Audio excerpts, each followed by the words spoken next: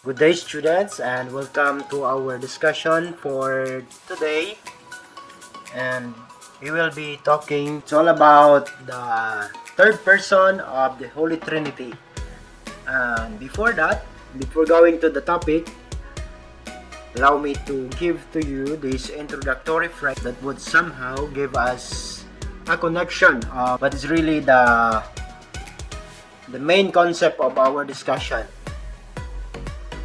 We believe in the praise class that in whatever we do, there's always what we call something, or it is someone that motivates or energizes or helping us.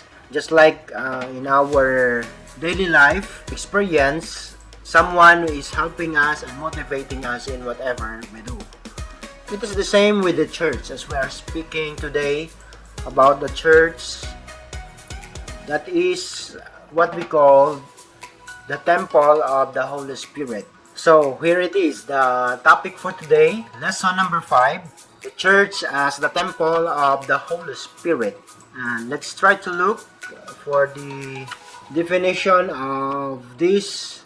The definition of the Holy Spirit, it could be that the Holy Spirit gives life. It encourages us in what we do, empowers our life. So these are the three functions of the Holy Spirit in each of us. But there is also the role of the Holy Spirit in the church. It is also called as the third person, and it is also that gives life to our Holy Catholic Church. If we can recall, maybe we can still recall our the time of baptism that we have.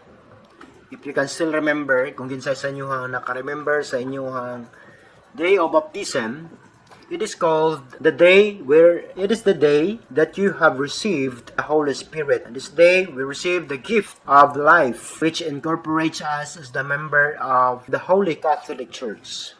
Motivates us, makes us grow, and we become also, each one of us, we become also the temple of the Holy Spirit. But in connection to that, we would like also to understand the word temple, as it is in the title of our discussion, of our lesson, the Holy Spirit, the church as the temple of the Holy Spirit. What do you understand with the word temple?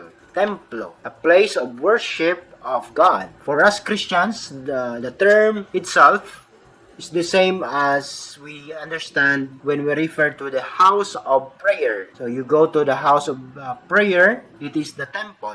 It could be that the temple also is the house of God, as we may understand it. It is where we encounter God.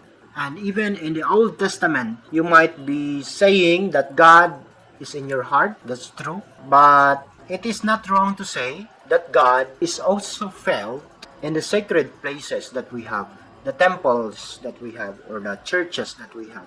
But there are places that we cannot really equate it as a place of God. Matawag ba nimo nga na ang Ginoo diha sa sabungan? Certainly not. No, you cannot say that there is the presence of God. It is a place of prayer. Kung wadto ka og marketplace, of course, it is still protected by God as a place of crowd, but you cannot really call it as a sacred place. Dili nimo matawag nga ang atong tagong public market. It is conducive, it is a sacred place for you to pray. We cannot gather there for us to have this solemn prayer.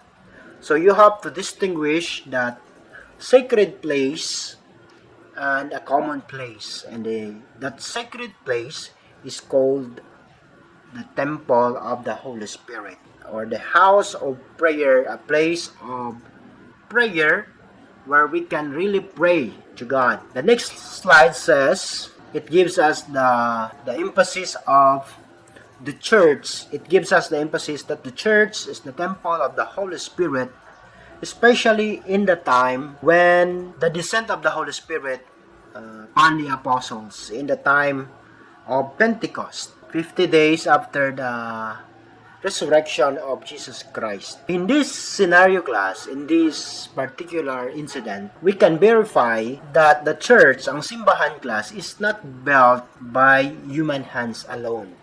It is built upon the apostles through God by himself. Only apostles and the prophets and Jesus Christ himself as the head, or which what we call the capstone. It is visible in the Bible passages that we have. Ephesians chapter 2 verse 20 to 22. In the time of Pentecost class, as you can see in the picture that we have, is a historical.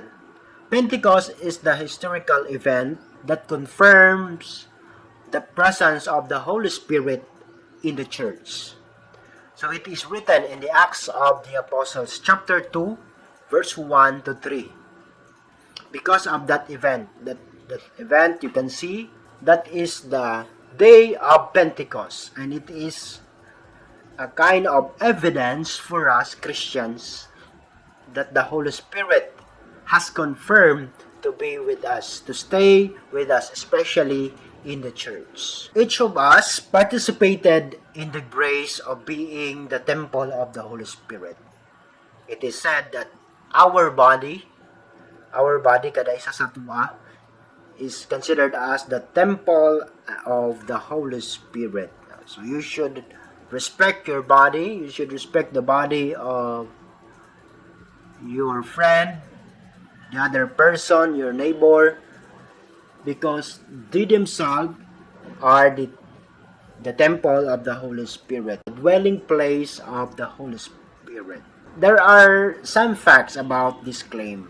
The first one, it doesn't mean na pwede na ta dili mo simba. Kay templo man ka sa Holy Spirit ang ato ang lawas. It is sad to say nowadays that people are claiming to be believer of God, but they are not going to the church. For the reason that they would say they could pray in their own and they could be heard wherever they are. So that's the reason of lazy people. They don't go to the church because we can feel the presence of God by their own life, in their own life. Our spiritual life is like a fire burning. If you fail to go to the church, as it is the sacred place where you can nourish yourself in a spiritual dimension, if you fail to go there in that place, there is a big tendency that that fire that is burning within you will be extinguished. Mahurot siya. Okay? So the source of life, the Holy Spirit is the source of life. It gives life, it encourages us, and it empowers our life. That's the Holy Spirit's role in each one of us. It is true that the members of the church are sinful. Tinuod, no? Na kita kada isa sa tua makasasala but it is also true because of the presence of the Holy Spirit. Its sanctity, the sanctity of the church prevails always. And I will repeat, it is true that the members of the church, including myself or including you, the church is also a sinful member. But with the presence of the Holy Spirit and Jesus Christ as the head, there's always that sanctity of the church. So that's the fact that we can hold on. It is said that when we are high in spirit, we feel that we are full of energy, dynamism, and inspiration. So when was the time you feel that you have that boasting energy, that passion to do the things that you want to do? In that moment, you can say that there is really the abundant gift of the Holy Spirit. And we should always pray. I will tell you, we should always pray the guidance of the Holy Spirit. To say, "Come, Holy Spirit, fill the hearts of the faithful and enkindle in them the fire of your love." So we can always repeat this word as we are in this time of trial, as we are in this time of difficult situation, we should pray to the Holy Spirit. Come, Holy Spirit, fill the hearts of the faithful and enkindle in them, the fire of your love. This is the short discussion of our topic about the Holy Spirit as having a place in the church, a very particular place in the church, has a big role in the church, sanctifying the church, or the church as the temple of the Holy Spirit. Thank you and goodbye.